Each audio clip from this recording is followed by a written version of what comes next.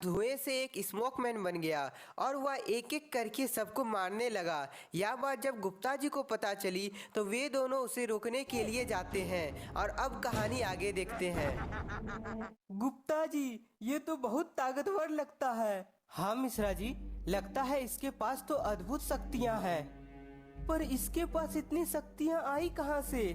तुम लोगों के फैलाए हुए प्रदूषण से मुझे मिली है ये शक्तियाँ। तो तुम चाहते क्या हो? तबाही। मेरे और गुप्ता जी के रहते इस शहर को कोई तबाह नहीं कर सकता। मिश्रा जी के ये बात बोलते ही स्मोकमैन को गुस्सा आ जाता है और वह दोनों पर हमला करता है।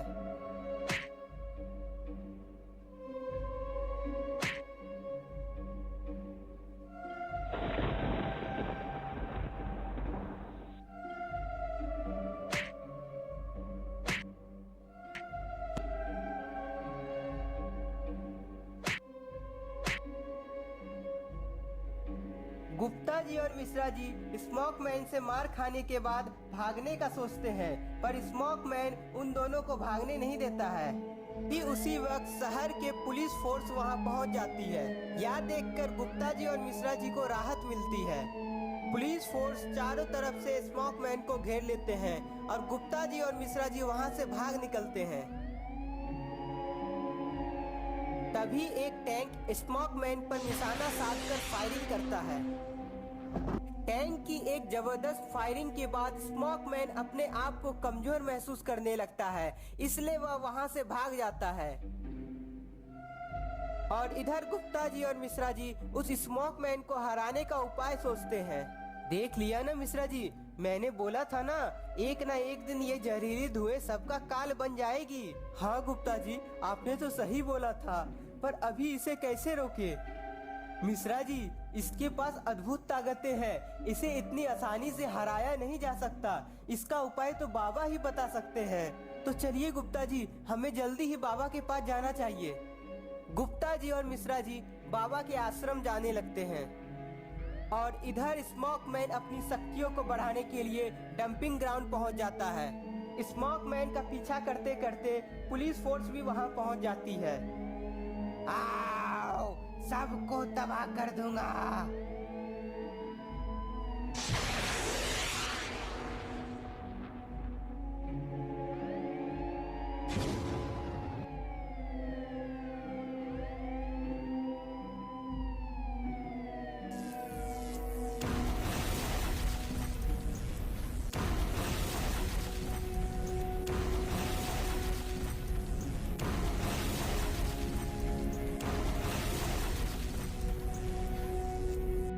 मैं अजय हूँ, मुझे कोई नहीं हरा सकता।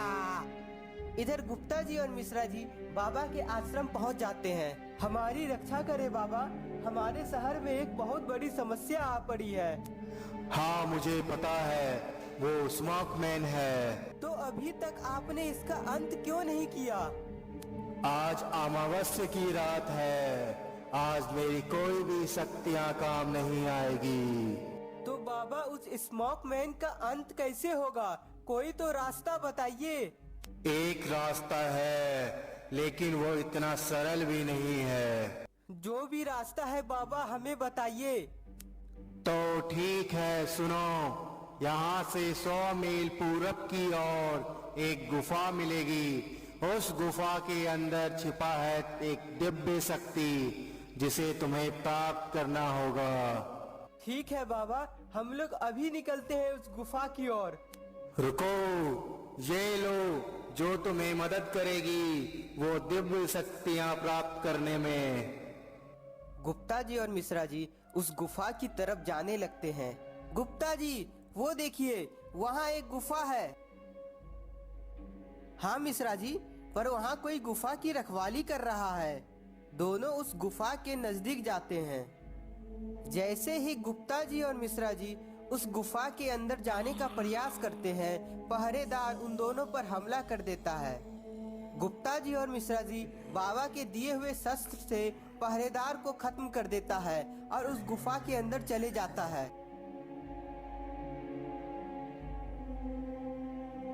अंदर जाते ही गुफा बंद हो जाती है। गुप्ता जी, ये गुफा तो बंद हो गई। हाँ मिश्रा जी, पर वे दिव्य शक्तियाँ कहाँ है? बाबा ने तो यही बताया था। वे देखिए गुप्ता जी, वहाँ कुछ चमक रही है।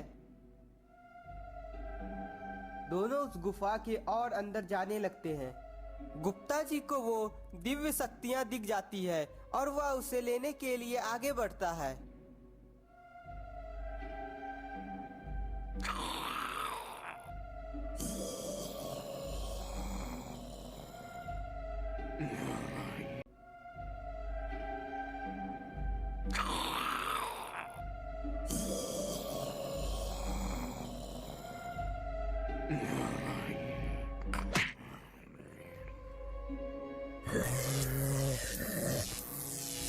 जैसे ही गुप्ता जी उस दिव्य शक्ति को छूता है, उसके चारों तरफ धुंध छा जाती है।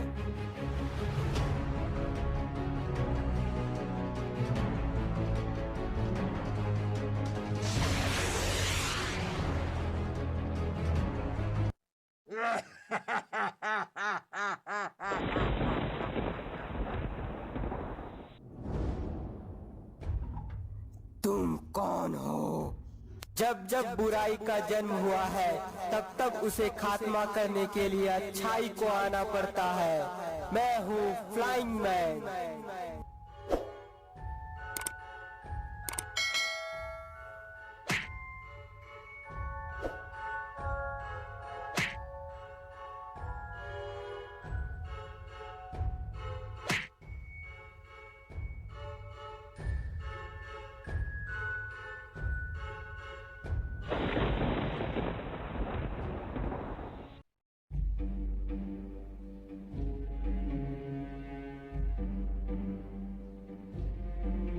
स्मोक मैन के एक और जबरदस्त वार से फ्लाइंग मैन घायल हो जाता है। फ्लाइंग मैन उठो, उठो फ्लाइंग मैन। मैं अजय हूँ, मुझे कोई नहीं हरा सकता। बाबा देखिए ना, फ्लाइंग मैन को क्या हो गया? अब स्मोक मैन को कौन हराएगा? मिश्रा जी, स्मोक मैन बहुत ही ताकतवर हो गया है। हमारे ही फैलाए हुए धुएं से वो इतना ताकतवर बन गया है। तो बाबा इसका अंत कैसे होगा? आज मैं तुम्हारी मदद नहीं कर सकता हूँ। अब सब ऊपर वाले के हाथ में है, वही अब कोई रास्ता दिखा सकते हैं।